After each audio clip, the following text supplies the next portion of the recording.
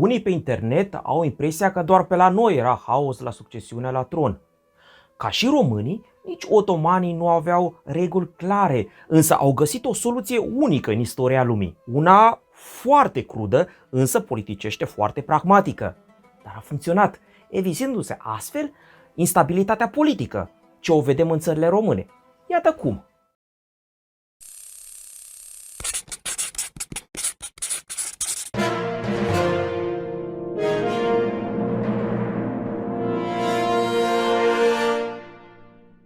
Vă salut! Numele meu este Adrian Gheorghe, sunt doctor în istorie și osmanistică și sunt membru al proiectului internațional de cercetare Corpus Dracolianum. A căsăpi vine de la cuvântul turcesc casap, adică măcelar. Dumneavoastră, de când nu ați mai măcelărit clopoțelul de abonare cu care vă consideră YouTube? Abonați pe bune. Sultanul vă va ierta, că n-are încotro.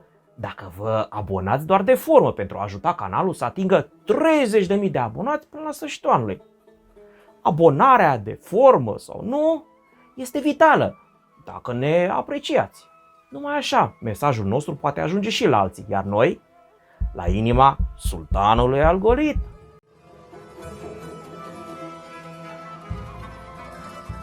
Până în a doua jumătate a secolului XIX-lea, în Imperiul Otoman, ca și în țările române, nu au existat reguli clare de moștenire privind succesiunea la tron. Motivul era concepția domniei date de cer, cut, ceea ce făcea ca legiferarea succesiunii să fie considerată revoltă împotriva voinței divine. Toți membrii de sex masculin ai casei domnitoare otomane, prin descendență patrilineară, aveau drept egal de moștenire. Criteriul determinant pentru succesiunea la tron era practic legea junglei, adică supraviețuirea celui mai potrivit. De aceea, rezultatul disputelor armate pentru succesiunea la tron era perceput ca un verdict divin, iar învingătorul ca produs al abilităților sale militare, dovedind astfel competența de a domni. În practică, ceea ce conta decisiv în succesiunea la tron era sprijinul înalților demnitari, al învățaților islamici, ulema, sau și al ienicierilor, care îl susțineau pe cel care li se părea lor mai oportunistic, cel mai potrivit. Cam pe la sfârșitul secolului al XV-lea, prinții otomani Șehzade primeau la vârsta de circa 15 ani administrarea unei provincii anatoliene, astfel încât, sub îndrumarea unui educator, Lala, să dovedească experiență în arta guvernării. Când sultanul murea, fiecare prinț trebuia să zorească spre capitală sau, după caz, în tabăra militară pentru a-și revendica tronul. Bineînțeles, sultanul putea încă din timpul vieții să influențeze succesiunea, trimițându-și fiul favorit ca guvernator al unui sanjak nu prea îndepărtat de capitală, de pildă în Amasya ori în Manisa. Pentru a evita tulburările, moartea sultanului era păstrată pe cât posibil secretă, până la urcarea pe tron a sultanului, iar ceremonia de înmormântare avea loc după încoronare. Dacă era necesar, după îndepărtarea organelor interne și îmbălsămarea cadavrului, se efectua o înmormântare provizorie într-un sicriu obișnuit, de obicei din lemn de nuc. Secretul era păstrat în principal de teama revoltelor trupelor de poartă, Capăculu, între care și ienicierii, care ar fi putut profita de vidul de autoritate creat de schimbarea de conducere pentru a jefui, nepedepsiți, orașul.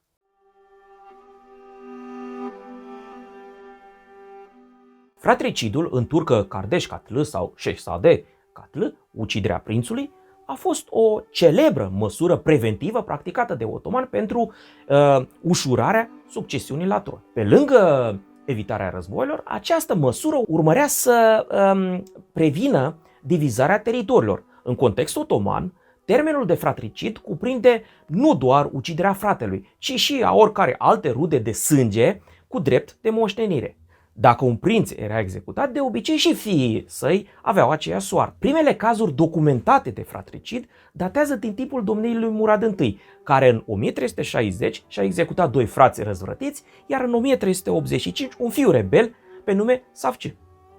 La urcarea pe tron a lui Bayezid I în 1389 a avut loc pentru prima dată uciderea preventivă a unui prinț care nu era răzvrătit. În ultimii ani ai domniei lui Mehmed al II-lea, probabil între 1477 și 1481, uciderea fraților a fost legiferată în scris, legitimizând astfel sacrificarea anumitor prinți în favoarea binelui comun. Practica fratricidului a atins apogeul sub Mehmed al III-lea, care în 1595 la urcarea pe tron și-a executat numai puțin de 19 frați, iar în 1603 chiar și pe fiul său cel mare. Odată cu urcarea pe tron a lui Mustafa I în 1617, succesiunea din tată în fiu a fost întreruptă pentru prima dată și a continuat după principiul senioriatului.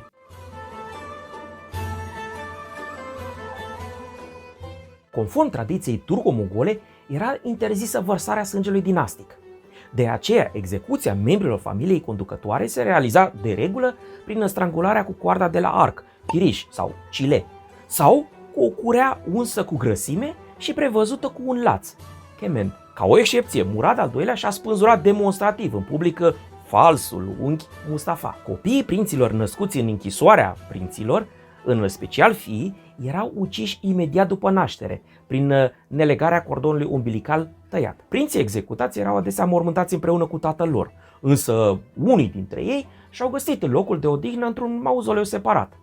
După cucerirea Constantinopolului în 1453, toți sultanii au fost înmormântați acolo, în timp ce prinții executați au continuat să fie mormântați până în 1574 la Bursa. O excepție de la această regulă a fost Bayezid, fiul lui Suleiman din telenovelă, și cei 4 fii ai acestuia care au fost strangulați în 1562 și mormântați în Sivas, umilitor, în afara zidurilor orașului.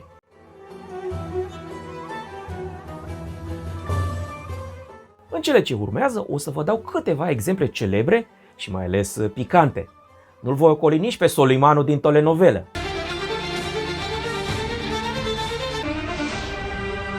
Deci, atenție doamnelor! Stați aproape și veți afla detalii pe care telenovelele turcești nu vi le spun. Cea mai mare criză dinastică otomană după conflictele între Bayezid I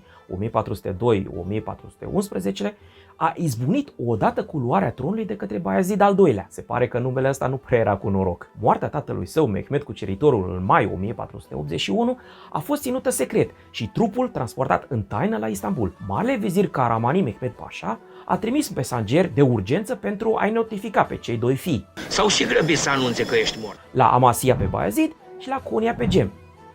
Mesagerii trimiși lui Gem au fost însă capturați la ordinul Beylerbeyului Rumeli, care era ginerele lui Bayezid. În ciuda eforturilor marelui vizir, ienicierii au aflat de moartea sultanului.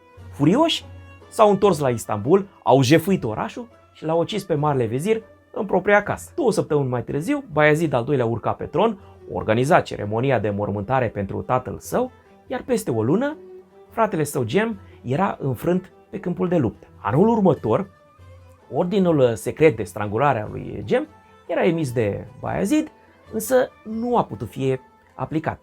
Gem, murind misterios, abia în 1495, tocmai în Napoli.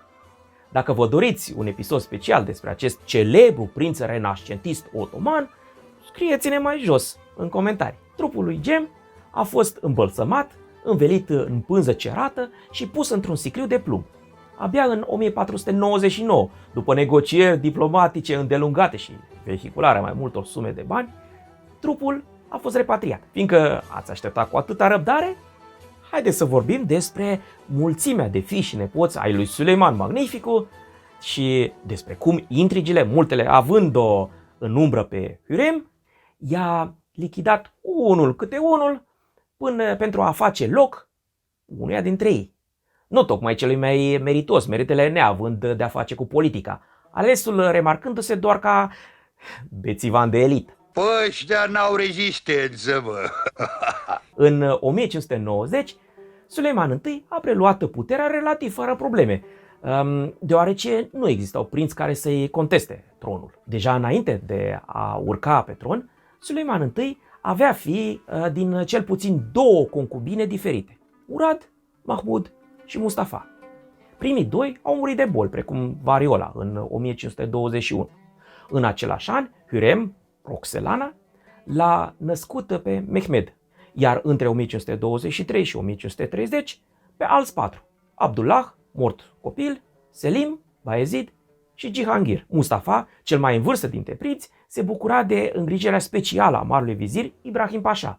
După moartea acestuia, favoritul lui Suleiman I a devenit Mehmed. Chiar și după neașteptata moartea lui Mehmed în 1543, posibil tot din cauza variolei, Mustafa nu a reușit să recâștige favoarea tatălui. În august 1553, Suleiman I a pornit cu trupele în Anatolia.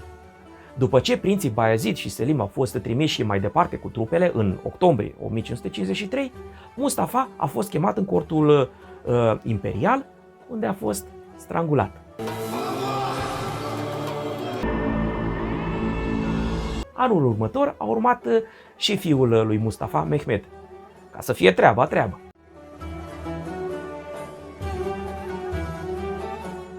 Selim al II-lea, bețivanul de care vă vorbeam mai înainte, a moștenit tronul, însă a trăit doar 50 de ani. Profesioniștii știu de ce. Acesta a lăsat în urmă 6 fii. Dintre aceștia, Murad a ajuns primul în capitală și și-a executat imediat pe cei 5 frați: Mustafa, Osman, Suleiman, Cihangir și Abdullah. Murad al III-lea a murit în 1595, având peste 100 de urmași, dintre care 20 de fii și 27 de fiice au supraviețuit. Fiul său cel mare, Mehmed, a repetat întocmai povestea tatălui. A doua zi după luarea tronului, a ordonat strangularea celor 19 frați ai săi. Însă nu s-a oprit aici. Doar își făcuse mâna, nu? În 1603, Mehmed al III-lea și-a strangulat fiul Mahmud, înainte de a muri el însuși la sfârșitul aceluiași an, la vârsta de numai 37 de ani. În timpul domniei lui Murad al III-lea și Mehmed al III-lea, lucrurile au început să se schimbe. Doar fiii cei mai mari aveau să fie numiți guvernatori în Manisa, în timp ce ceilalți prinți erau închiși în interiorul palatului Topkapı. Astfel se asigura succesiunea fără năpădăi, noul sultan putând ușor executa pe frații săi aflați în palat. După urcarea pe tron a lui Mehmed al III-lea în 1595, niciun prinț nu mai a fost trimis departe, ci era păstrat în ceea ce se numea Şimşirlik sau Cimșirlik, grădina cu cutie, și mai târziu Cafes, cușcă, din Palatul Sultanului. Deși prinții aveau destul de multe libertăți, toți cei închiși nu aveau voie să aibă copii. Concubinelor, care erau permise într-un număr limitat, li se administrau diverse substanțe care provocau infertilitate. Dacă totul se ajungea la o sarcină, în special nou-născuții de sex masculin erau eliminați imediat după naștere. O altă schimbare aflăm în 1603, când urcă pe tron tânărul de numai 13 ani, Ahmed I. Acesta i-a cruțat viața fratelui său mai mic, Mustafa, care era bolnav mental. Fiindcă tânărul sultan nu avea copii, asta era și o măsură preventivă care să asigure continuitatea dinastiei. Această măsură s-a dovedit profetică, Ahmed I murind în 1617 la vârsta de doar 27 de ani. Prin urcarea lui Mustafa pe tron, pentru prima dată în istoria otomană, a fost întrerupt principiul succesiunii din tată în fiu, Amudi Nesedi. Totuși, fiind dus serios cu pluta, Mustafa I nu a putut rămâne mult timp pe tron, fiind în cele din urmă înlocuit de Osman al II-lea. Abia câțiva ani mai târziu a reușit, în ciuda refuzului șeikhul islamului de a emite fatvaua necesară, să-și execute fratele Mehmed. Anul următor însă, în 1622, Osman avea el însuși să fie detronat și ucis. Mustafa era reinstalat ca sultan, dar omul era legumă. Amici, ești idiot. Ba nu, domnule. Un an mai târziu, pe tron a urcat un copil, Murad al IV-lea, unul dintre frații scăpați din mâna lui Osman.